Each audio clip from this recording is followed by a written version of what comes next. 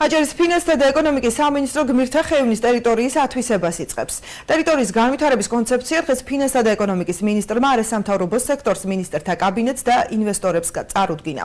მთავრობის მხრიდან შეთავაზებული პირობების თანახმად 3 ჰექტარი ტერიტორია 14 საინვესტიციო მიწის ნაკვეთად დაიყოფა და მისი ათვისება 2 ეტაპად განხორციელდება. კონცეფციის მიხედვით შენობების მაქსიმალური სიმაღლე 140, მინიმალური კი 30 მეტრი იქნება. ტერიტორიაზე სასტუმროების, აპარტამენტების, რესტორნებისა და სხვადასხვა გასართობი ობიექტების განთავსება დაგეგმილი.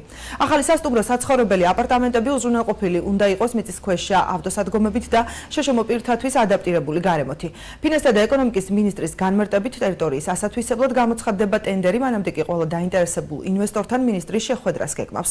დავით ბალაძის განმარტებით 2015 წელს რეგიონში განსახორციელებელი ინვესტიციების მოცულობა 366 მილიონ 200 დოლარს შეადგენს.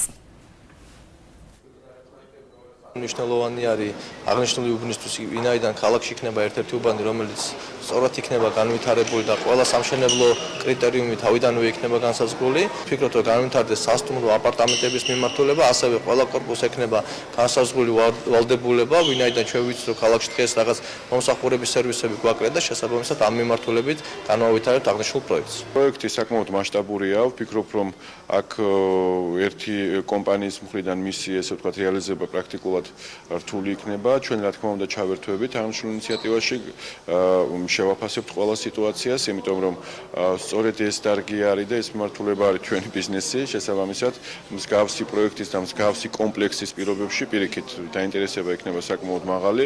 ვფიქრობ, რომ მიდგომა აჭარის მთავრობის არის აბსოლუტურად შესატყვისი და ლოგიკური.